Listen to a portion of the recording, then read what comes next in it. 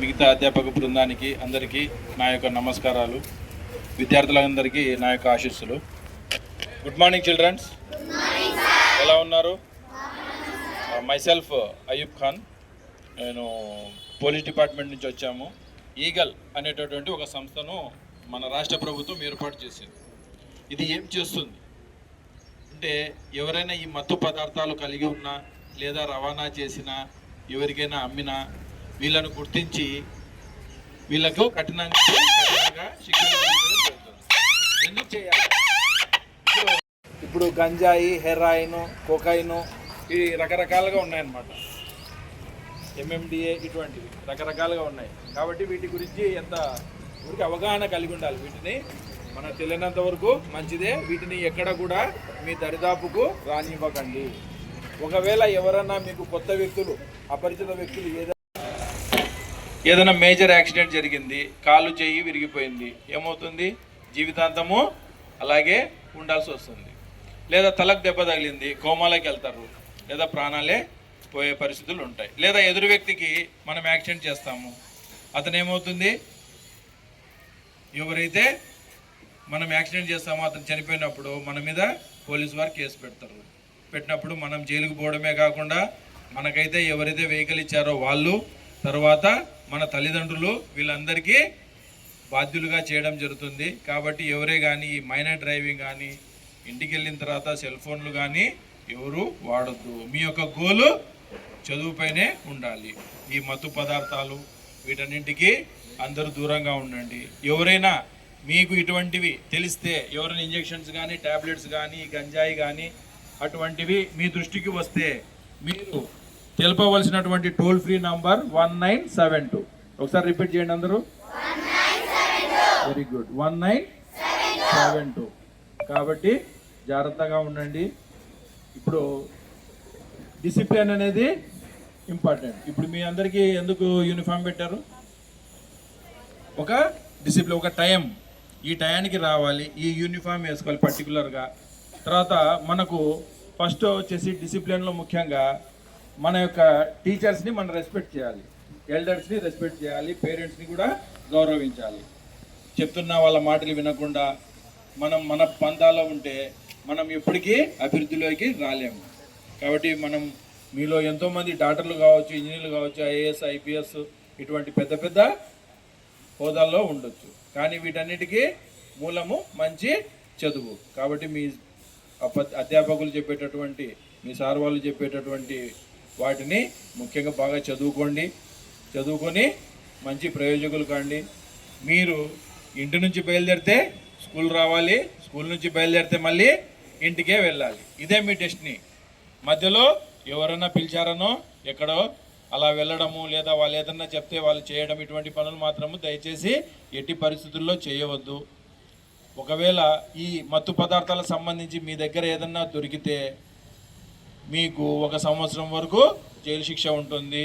ఎటువంటి బెయిల్ ఉండదు. మొదటిసారి నేరం రుజువు అవుతే 20 సంవత్సరాల వరకు కూడా జైలు శిక్ష ఉంటుంది. తర్వాత ఈ మత్తు పదార్థాల ద్వారా, ఈ గంజాయి ద్వారా సంపాదించిన ఆస్తులు ఏమన్నా ఉంటే వాటిని కూడా ప్రభుత్వము స్వాధీనం చేసుకుంటుంది.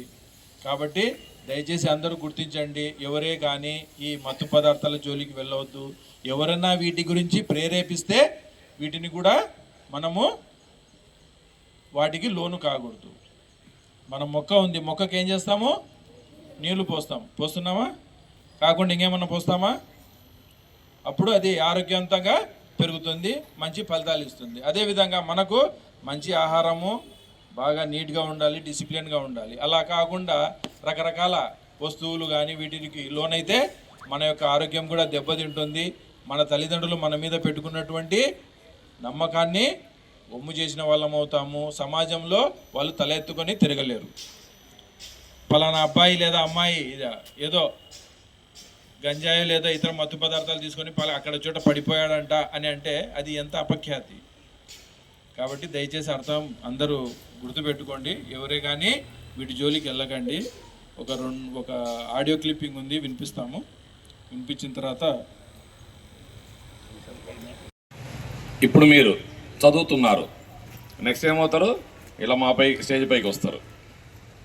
చదివితేనే కదా. కానీ ఈ మధ్యలో అవాంతరాలు ఉంటాయి. అదే ఇప్పుడు సార్ చెప్పింది. పక్కన స్నేహితులు ఏం చెప్తారు, రే ఇది భలే ఉంటుందంటారా, వాడొకటి చెప్పాడు అంటాడు. దాన్ని ఎట్టుంటుందో చూద్దామని చెప్పి ఫస్ట్ ఏం చేస్తాం మనము, ట్రయల్. ఏదైనా సరే, మత్తు పదార్థమైనా సరే, మద్యమైనా సరే, లాంటి ఇతరత్ర చెడు అలవాట్లు. ఇప్పుడు మీ టీచర్స్ చెప్పకముందు మీ ఇంట్లో మీ తల్లిదండ్రులు అందరూ చెప్తారు. ఏమని చెప్తారు మీకు?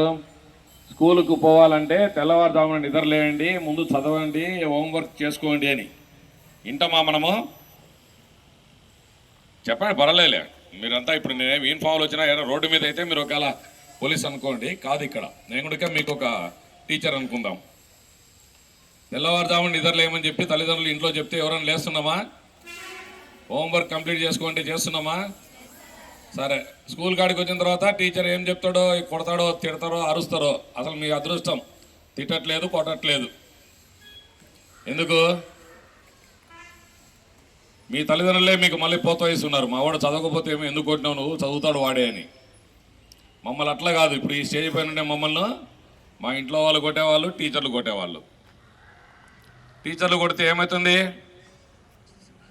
యాంటీగానా? మీకు ఏమైనా శత్రుత్వమా టీచర్లు కొట్టేది? సరే, పోలీసులు కొడతారు అనుకోండి, ఏమైనా వ్యతిరేకమా? అదే నీ పక్కన ఉండేవాడు కొడితే చెప్పాలి మీరు. నీ పక్కన ఉండేవాడు కొడితే దేనికి కొడతాడు వాడు? నీకు ఎక్కువ మార్కులు వస్తాయని ఈర్ష్యతో కావచ్చు, లేదంటే అడిగింది ఇవ్వలేదనే ఉద్దేశంతో కావచ్చు కొడతాడు. అది దాన్ని ఏమంటారు? యాంటీ అంటారు. కానీ అదే టీచర్ కొడితే, అమ్మా నాన్న కొడితే, పోలీసు మేము కొట్టట్లేదులేండి, ఎందుకంటే సమాజంలో బాధ్యత అనేది మీలాంటి వ్యక్తుల ద్వారా రావాల్సిందే. మీరు చిన్న పిల్లలు, రేపటి భావి భారత పౌరులు. పిల్లలు పౌరులు అంటే ఏమి? పెద్దవాళ్ళు అయితే పౌరులు అంటారు మిమ్మల్ని అందరినీ. సో ఈ గంజాయి అనే పదం మీరు విన్నారా కడపలో? ఎవరి వీడియోలు చూస్తుంటారు మీరు? యూట్యూబ్లో ఏం చూస్తారు మీరు? చెప్పాలా మీరు? ఇప్పుడు మీరు ఒకరు మాట్లాడితే మీ ఎలా 10 మంది మాట్లాడాలనే కోరిక కలుగుతుంది. ఆ కోరికే రేపటి దినం మీరు ఎక్కడైనా సరే నిరభ్యంతరంగా మాట్లాడగలుగుతారు, సమాజానికి పనికి వస్తారు. మనలో మనం దాచుకునేది ఏంటి? సిగ్గును, లేదంటే తప్పు చేసిన భావాన్ని దాచుకుంటాం. కానీ అది కూడా మనం చెప్పుకోవాలి. మళ్ళీ చేయకూడదంటే మనం చెప్పుకోవాలి. ఇప్పుడు ఈ గాంజా అనే దానికి ఒకటే ఉదాహరణ మీకు తెలిసింది ఇక్కడ, కానీ చాలా ఉన్నాయి. హుక్కా అని చెప్పి పిలిచి దాంట్లో ఒక కెమికల్ కలిపి దాన్ని ఇంతకుముందు పూర్వం రాజులు లేకుంటే జమీందారులు పిలిచేవాళ్ళు. అక్కడ పక్కన ఒకటి ఇట్లా గుండిలాగా పెట్టుకొని దాంట్లో వేస్తారు, ఆ తర్వాత తీసుకొని పిలుస్తూ ఉంటారు. అవి ఇంతకుముందు గతంలో ఉండేవి. ఇప్పుడు దానికి కాకుండా ఈ విధంగా చెడు ఆలోచనలకు మళ్ళినటువంటి మన కడపలో విచ్చలవిడిగా దొరుకుతున్నాయి. కానీ ఎక్కడ దొరికేది పోలీసులకు మాత్రం ఎవరు చెప్పరు. ఎందుకు చెప్పారంటే భయం. కానీ ఇప్పుడు సార్ ఒక నెంబర్ చెప్పారు, అది మీరు చెప్పినారని మేమేమైనా చెప్తామా? మేము పుట్టక ముందు నుంచి కూడా పోలీస్ వ్యవస్థలో మీ టీచర్స్ కూడా చెప్తున్నామండి, మీకు తెలియదు. పోలీస్ వ్యవస్థలో ఇన్ఫార్మెంట్ వ్యవస్థ అనేది ఒకటి ఉంటుంది. ఆ ఇన్ఫార్మెంట్ అంటే ఎవరైనా ఒక సమాచారాన్ని, గోప్యమైన సమాచారాన్ని తెలిపిన వ్యక్తి గురించి పోలీసులు, ఇప్పుడు నేను ఒక ఏఎస్ఐ అనుకోండి, ఈయన ఎస్ఐ గారు, సార్ నాకు అందిన సమాచారం మేరకు ఫలాని జిఎంఆర్ స్కూలుకు తూర్పు వైపున ఒక కట్టబడిన కొత్త ఇంటి దగ్గర ఒకటి జరుగుతూ ఉంది అంటానే ఆయన ఏమడుగుతాడు, నీకు ఎవరు చెప్పినారు చెప్పు. లో సార్, అది నా యొక్క పర్సనల్, అంతే తప్ప నన్ను ఆయన ప్రెజర్ చేయడు. మీకు తెలియదేమో చాలామందికి. ఏదైనా సరే ఒక సమాచారాన్ని చెప్పిన తర్వాత ఎవరు చెప్పారనే పదం ఎక్కడ కూడా పోలీసులో రాదు. కాబట్టి మీరు నిరభ్యంతరంగా భయపడకుండా, ఎవరో దారిలో ఒకటి తాగుతుంటాడు ఒకవేళ బంగాకు, వాడు ఎవరో రోజు తాగేవాడు కాదు, కానీ వాడి విషయం ఒకవేళ చెప్పకపోయినా పర్వాలేదు, నిత్యము తాగుతూ ఉంటారు కొంతమంది మీ వీధులలో. మీకు అందరికీ చాలామంది తెలుసు. కొంతమంది కాదు చాలామందికి తెలుసు. అయితే ఇక్కడ మీ తల్లిదండ్రులు ఏం చెప్తారు? చదువు మీద కాన్సన్ట్రేట్ పెట్టండి, వాళ్ళ తెల్లతో పట్టించుకోవద్దండి, రోడ్డుకి లెఫ్ట్ సైడ్ రాండి, తల ఉంచుకొని రాండి, దెబ్బలు తగిలితే హాస్పిటల్కి పోండి, ఇవే చెప్తారు తప్ప లెఫ్ట్ సైడ్ వచ్చేటప్పుడైనా సరే ఇంకొకటైనా సరే ఎదురుగా వచ్చే మనుషులను చూస్తూ పోవాలి మనం. అలాగే మీరు సైకిళ్ళల్లో కొంతమంది పిల్లలు పోతుంటారు, సినిమాలోనో లేకుంటే యూట్యూబ్లో చూసి ఎక్కడ రోడ్డు ఎవరు సంచారం లేని చోట 4 బైకులు కానీ 4 సైకిల్ కానీ పోతాయి. కానీ ఇక్కడ మనం టౌన్లో అలా పోగలుగుతామా? కానీ పోతున్నాం కదా మనం. మీరు చూసింటారు కదా, అది తప్పు అవుతుంది. తర్వాత ఇందాక యాక్సిడెంట్ గురించి చెప్పాడు సారు. మీరు బండి తోలుతున్నారు, ఎవరు సంతోషపడతారు? మీ తల్లిదండ్రులు సంతోషపడతారు. ఇప్పుడు దేనికి? కూరగాయలకు లేకుంటే కింద పాలు ఏదోటి కావాలంటే బండి నేర్చుకున్నారు కాబట్టి పోయేసి వస్తారు అని. సరే, పోయినారు, తెచ్చినారు, సంతోషపడతారు, ఓకే. పొరపాటున మీకు వేరే వాళ్ళకి తగిలించినా, మీరు వేరే వాళ్ళకి తగిలించినా బాధితులుగా మారే వ్యక్తులు దెబ్బ తగిలిన వాళ్ళు. ఇందా సార్ చెప్పినట్టు మన వల్ల ప్రమాదం జరిగిన వ్యక్తికి ఒకవేళ మరణం సంభవించిందంటే, లేదు పూర్తిగా అంగవైకల్యం కలిగిందంటే వాళ్ళకి ఇన్సూరెన్స్ క్లెయిమ్ కావాలా కనీసం వాళ్ళ వృత్తి కోసం. అదే మేబీ ఒక గవర్నమెంట్ ఎంప్లాయీ సర్వీస్ చేస్తూ ఉన్న వ్యక్తి అతను చనిపోతే అతనికి ఎంతవరకు సర్వీస్ ఉందో అంతను, తర్వాత వాళ్ళ యొక్క కుటుంబానికి సంబంధించినటువంటి ఖర్చులకు దాని దీన్ని కలిపి కోర్టు ద్వారా దాదాపు ఒక 1 కోటి రూపాయలు, మన దౌర్భాగ్యం కానీ అదే పారిస్ కంట్రీలో అయితే కన్నా 30 కోట్లు 40 కోట్లు కూడా వస్తాయి, 100 కోట్లు కూడా ఇచ్చిన సందర్భాలు ఉన్నాయి. అట్లా 1 కోటి రూపాయలు 2 కోట్లు క్లెయిమ్ చేస్తారు వాళ్ళు. డబ్బు వచ్చిందంటే కనీసం ఆ కుటుంబం కొంతన్నా, పెద్దను కోల్పోయినా కానీ కనీసం కొంతన కానీ ఆ డబ్బు ద్వారా బ్యాంకులో వేసుకోనో లేకుంటే ఏదో ఒక రూపంలో బతకగలుగుతారు. కానీ ఇక్కడ మీలాంటి పిల్లలు తోలినందువల్ల ఎదుటి వ్యక్తి ప్రమాదం జరిగి మరణిస్తే నో ఇన్సూరెన్స్. ఎందుకు ఇవ్వరు ఇన్సూరెన్స్? చెప్పండి, మీరంతా తెలిసిన వాళ్ళే. వాళ్ళకి ఇన్సూరెన్స్ క్లెయిమ్ కాదు. వాళ్ళకి చనిపోయిన వ్యక్తి యొక్క కుటుంబానికి ఇన్సూరెన్స్ రాదు. ఎందుకు తెలుసా? మీకు తెలీదా? మీకు లైసెన్స్ లేదు కాబట్టి,